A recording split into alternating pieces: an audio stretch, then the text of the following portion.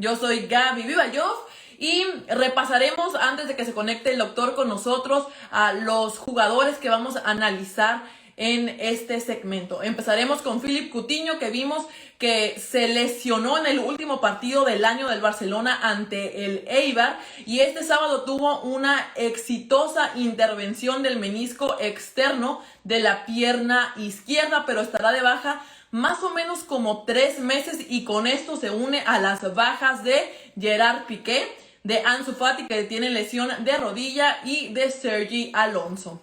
También hablaremos de Mike Evans, que se convierte en el primer jugador en la historia de la NFL con 1000 yardas recibidas en sus primeras 7 temporadas. Pero no tuvo mucho tiempo para celebrar porque vimos que Tom Brady lo estaba buscando, estaba solo el wide receiver y cuando Tom Brady hace el pase como que estaba demasiado concentrado en el balón que no se fijó cómo pisó, tuvo una hiperextensión en la pierna. Por supuesto que se le cae el balón y también el jugador cae. Trata de levantarse, pero vemos que no puede. Hasta el momento el head coach del equipo ha dicho que no creen que tenga ningún daño, pero para eso tendremos al doctor Meraz para que nos dé su pronóstico y su diagnóstico. Por último, hablaremos de Alex Smith, que como vemos su esposa tuvo este gran detalle de hacerle un trofeo tipo Vince Lombardi con el inmovilizador de pierna que usó el quarterback después de las 17 cirugías a las que fue sometido. También hablaremos de por qué tuvo 17 cirugías el quarterback y pues recordemos que se lesionó el 18 de noviembre del 2018 en un encuentro ante los Texans. Entonces tuvo una larga recuperación, pero este regalo, dijo su esposa, que fue como un recordatorio del largo camino que recorrió para volver a jugar. Aquí estamos esperando que se conecte con nosotros el doctor Meraz. Hola doctor, qué gusto saludarlo, ¿cómo está? Hola Gaby, muy bien, gracias a Dios, sin COVID todavía, y aquí seguimos, a punto de entrar al quirófano en un rato más.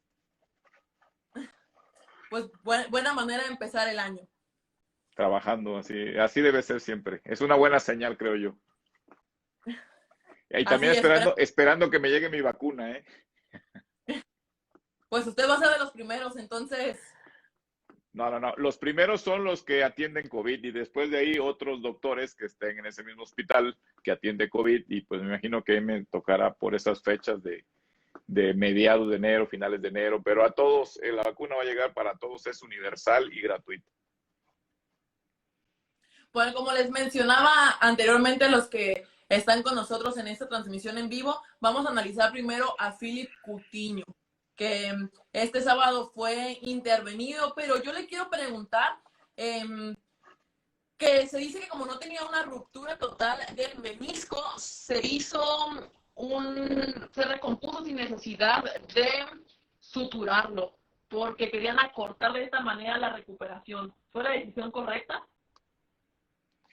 Sí, mira, hablar de la lesión de menisco de Coutinho es algo que ya veníamos anticipando desde hace varios Insta-Live que hemos hecho.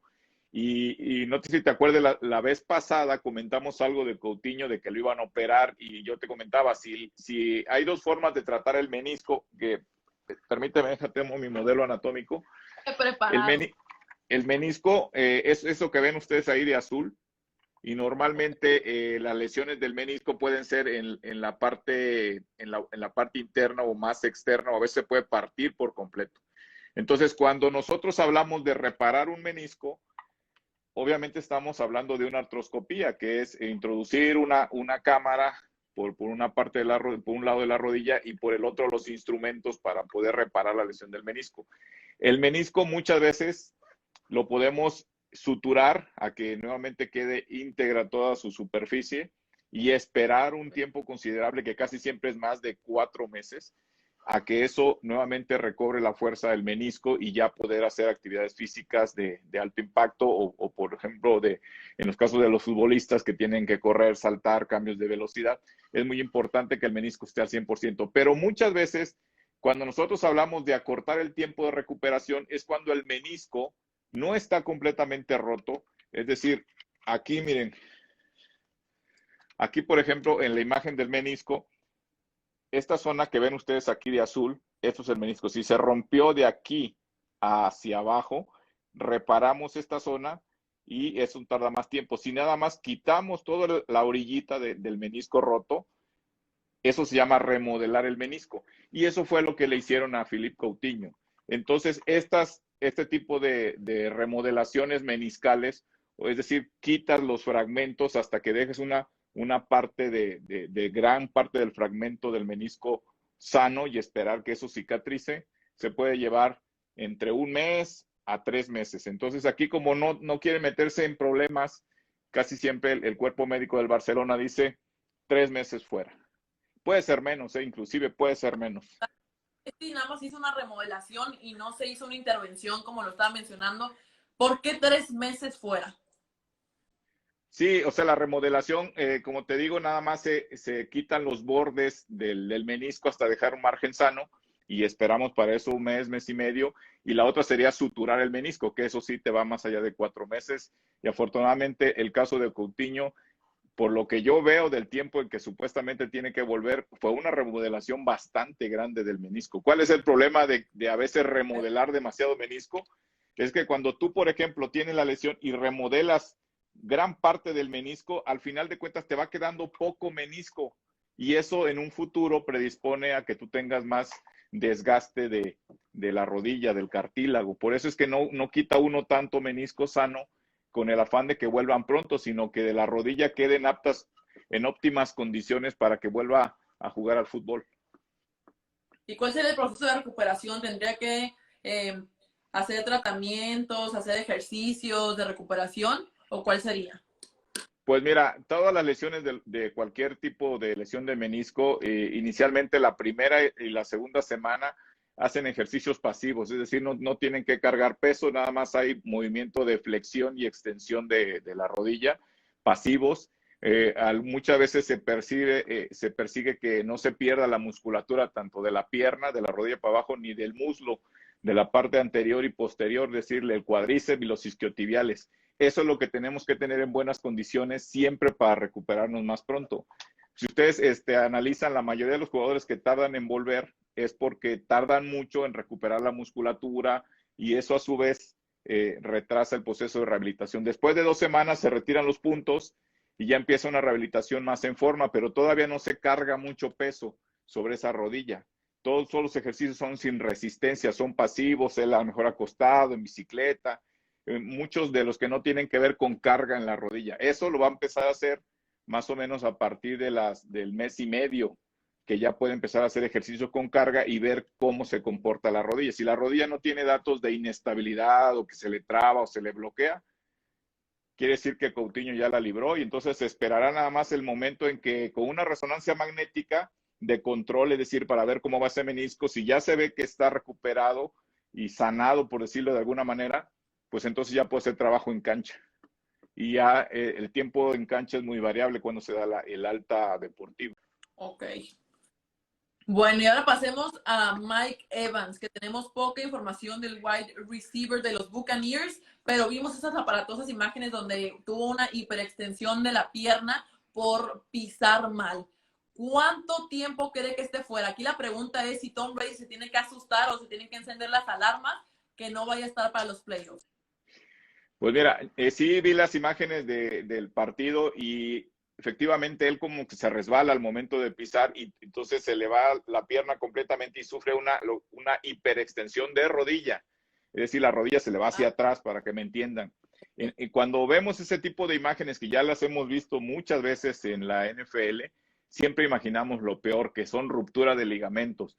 Y los ligamentos implica que no solamente se rompe el ligamento colateral lateral ni el colateral medial, sino ahora ya implica que se rompa estos de aquí, que son los ligamentos cruzados. Este es el cruzado anterior y si lo vemos acá en la parte de atrás vemos el cruzado posterior. Todo eso pudo haberse lesionado en su momento que vimos la imagen, porque ya hemos visto en otros jugadores que esto ha pasado. Afortunadamente, el caso de Mike Evans, vi un comunicado de hoy que dijeron que no tiene daño estructural.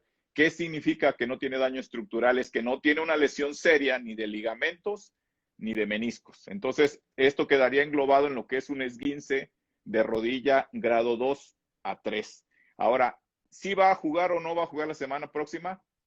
Esto es una verdadera, diría yo que incógnita, porque si yo fuera su Ok. médico y quiero la integridad del jugador, le diría, ¿sabes qué? Es por la próxima semana te la pierdes. ¿Por qué? Porque es por tu bien, porque sabemos que un esguince en tan poco tiempo no sana al 100%. Sin embargo, también sabemos que pudiera ser el último partido de los Buccaneers y muchas veces estos jugadores no se quieren perder la oportunidad de jugar. Entonces hacen todo el esfuerzo posible, inclusive juegan con una inmovilización especial que en la NFL sí les permiten jugar con una rodillera especial, cosa que en el fútbol soccer no. Esto sí le permitiría jugar y con una inmovilización especial. Yo creo que si lo quieren arriesgar, porque es su mejor receptor, yo creo que sí podría estar en condiciones de jugar. O sea, obviamente no entrenando esta semana, dándole toda la chance de que la rodilla se recupere. O sea, sí tendría oportunidad de jugar este sábado. Sí, yo creo que Sí. si juega con una rodillera que le proteja que la rodilla no se le esté moviendo mucho y él tiene las ansias locas de jugar y su entrenador y piensan que es pieza clave, pudiera ser que juegue. Ahora, en mi punto de vista, del punto de vista médico, yo no lo dejaría, aparte porque entra con desconfianza al campo y es una desventaja no solamente para ti, sino le das una ventaja al equipo contrario al saber que tu jugador está, como dicen ahora, está tocado de la rodilla, entonces sobre él van. Entonces creo que ahora sí que la decisión la tiene el cuerpo técnico, el cuerpo médico y el jugador. Si no estuviera en el emparrillado lo que se están jugando, ¿en cuánto tiempo sería lo óptimo para que regrese y sane totalmente? Porque sabemos que es un deporte de alto contacto y otra vez puede recaer en la misma lesión y pues de más gravedad. Mínimo 12 días. Mínimo 12 días es suficiente para que un esguince grado 2 esté en condiciones en un jugador de estas características, porque en una persona normal, como todos los que nos están viendo ahorita, son 3 semanas, de 2 a 3 semanas. Y ahorita, ¿qué podría estar haciendo el wide receiver para como acelerar o sentirse mejor para estar esta semana? Mira, yo lo que hago en este tipo de jugadores normalmente es que les mando el sistema que va a aparecer como gol, pero así se llama. Es un sistema de compresión y frío que se llama Game Ready. Y se coloca en la rodilla y le da enfriamiento y compresión durante el día en forma programada. Y eso sí reduce muchísimo la inflamación, el dolor y acorta el tiempo de recuperación. Además de eso, obviamente que no mueva en unos 5 días para nada, que esté inmovilizada su rodilla, porque eso le da chance a que eso sane de una manera más efectiva, diría yo. Los analgésicos, las terapias y todo lo demás se pueden dar, pero principalmente es tener quieta esa rodilla con este tipo de tratamiento de compresión y frío. Eso ayuda muchísimo, ese tipo de lesiones. Ahora que la última palabra la tiene que tener el jugador, haz de cuenta, llega el momento del partido, él más o menos se siente bien con su rodillera especial. Se les hacen unas pruebas a él de que corra, cambios de velocidad, si ven que no está en confianza y no se siente bien, pues ni para qué lo arriesguen, mejor se aguanta Claro. para la siguiente fecha, si es que pasa en este partido, que yo espero que Pues sí. estaremos a qué más se dice de Evans y si sí estará presente en el próximo partido de los Buccaneers. Pero ahora alguien que tuvo un largo proceso de recuperación fue Alex Smith, que tuvo 17 cirugías. Se lesionó el 18 de noviembre de 2018 en un partido ante los Texans y ahorita ha estado regresando paulatinamente, ha estado en 6 juegos. Estuvo este domingo en la victoria de Washington ante los Eagles, pero quiero preguntarle por qué 17 cirugías y por qué tanto tiempo de recuperación. Mira, el problema de Alex Smith es un problema un poco complejo. O sea, nosotros siempre hemos dicho que la mejor liga, la de referencia de las demás ligas, siempre es la NFL, porque es una liga, para empezar, muy bien estructurada en todos sus ámbitos, ¿no? Tanto el administrativo, como publicitario, como de fuerzas básicas, como lo profesional y lo médico. Y cayendo en lo médico, todos los equipos tienen para atender en cancha un traumatólogo. Imagínate, Gaby, que el día que se lesiona Alex Smith sufre una fractura de tibia y esa fractura de tibia no se dan cuenta que un fragmento del hueso rasga la piel y a través de ahí se expone el hueso. Eso nosotros lo conocemos como fractura expuesta de tibia, pero no se dan cuenta porque es una exposición o puntiforme, un pequeño puntito. Entonces lo manejan como una fractura de tibia normal. Lo operan satisfactoriamente y se dan cuenta a la semana que empieza a tener datos de infección. ¿Por qué? Porque esa zona donde se salió el hueso, pues obviamente agarró tierra de ahí del campo y eso se considera como algo altamente contaminado con muchísimas bacterias. Por eso fue que él tardó muchísimo en recuperarse, porque cuando la infección llega al hueso, que se denomina osteomielitis, es muy difícil erradicar ese tipo de infecciones. Entonces, él tuvieron que hacerle muchas cirugías, y no significa cirugías grandes, pero cirugías donde entraban, le lavaban, le raspaban un poquito al hueso hasta llegar a la bacteria que estaba causando todo, y aparte antibióticos a través de la vena. Entonces, ese tratamiento a veces es muy prolongado y muchas veces hay pacientes que no son futbolistas, pero se quedan con infecciones de por vida. Y obviamente no se puede sacar tan de forma inmediata, pero en este caso él con las 17 cirugías, el tratamiento con antibióticos y estar ahí al pie del cañón todo el tiempo, lograron sacar la infección del hueso, y por eso el trofeo que le hace a la forma del bis lombardi son los fijadores externos que llevaba él en la rodilla, en la pierna, ¿no? Son unos semicírculos que te lleva por la parte de adelante y la parte de atrás sostenidos por unas barras, y con eso le hicieron ese tipo como trofeo bis lombardi con los fijadores externos que tenía en la tibia. Lo que a mí me llama la atención de esto es que normalmente eso pasó en la NFL, imagínate. Cuando, si hablamos en nuestro México lindo y querido, es casi imposible que en cualquier ámbito del deporte profesional haya un traumatólogo por equipo. No hay. Y esas lesiones, si ahí teniéndolo se les fue, ahora imagínate ni siquiera teniendo un traumatólogo, es algo que la liga, las ligas de profesionales de lo que sea, básquetbol, fútbol, soccer, béisbol, lo que sea, debían de tener en cuenta como cuestión de calidad, tener siempre un traumatólogo, aparte del médico del deporte, ahí en cancha, porque eso le da ventaja al jugador de que tenga un mejor diagnóstico de primer contacto, que a la larga se traduce en un mejor pronóstico y un tiempo de recuperación más corto, que esa es la clave de todo esto.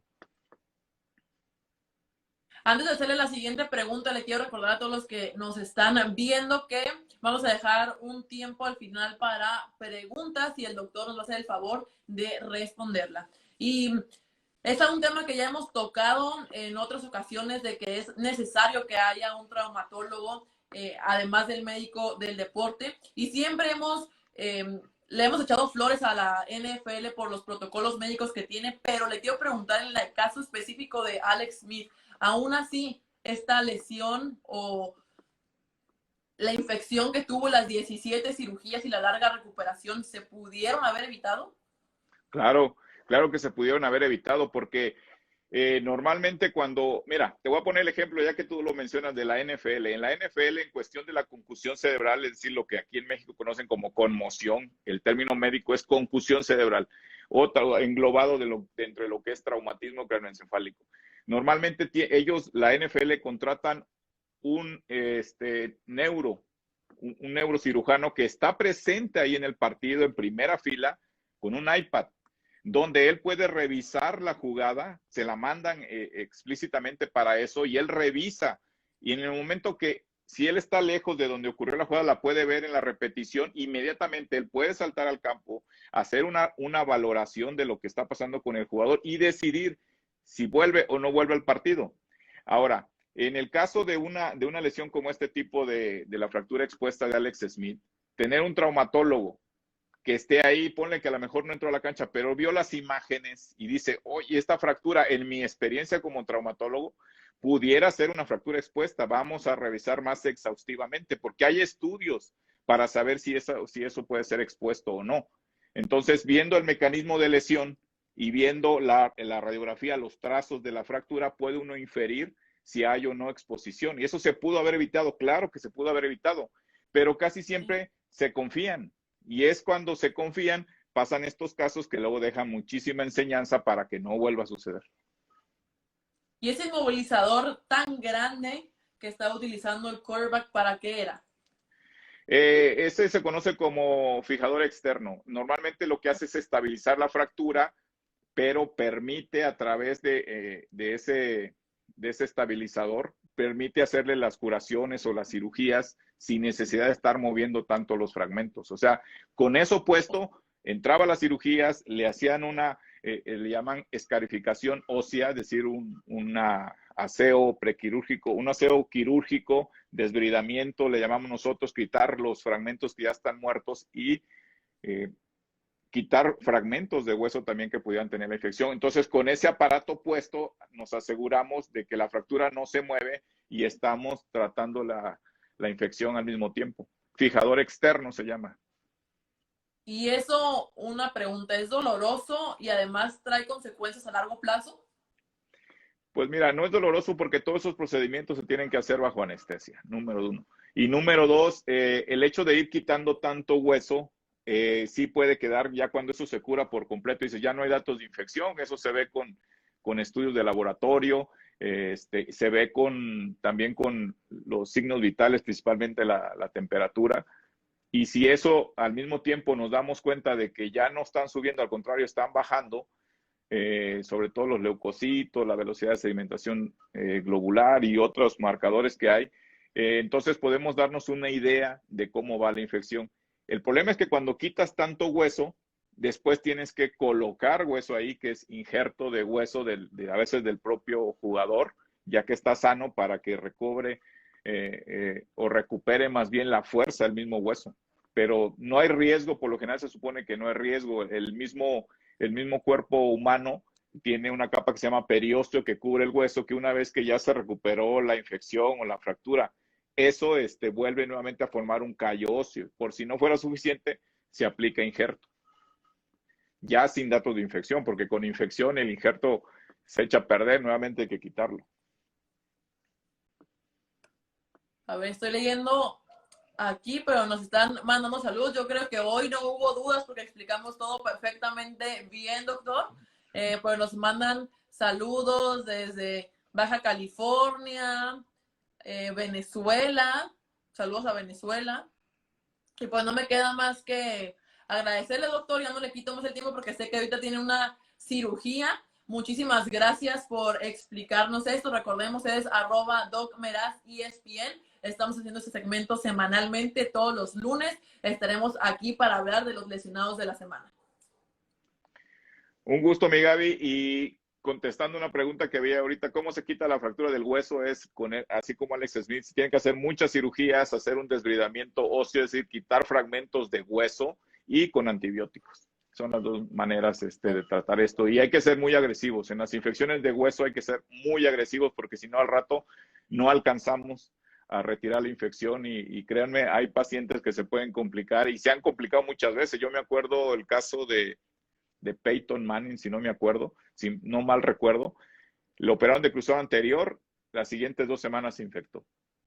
Puede pasar en cualquier lado, hay que tratar de tomar todas las precauciones desde todos los puntos de vista, del punto organizacional de la liga que esté preparado, los cuerpos médicos que esté preparado, traumatólogo y médico del deporte en cancha y que se haga el diagnóstico preciso. Tienen dudas, siempre busquen una segunda opinión. ¿Y qué es lo más grave, ahorita que ya mencioné eso, qué es lo más grave que puede pasar con una infección de ese tipo?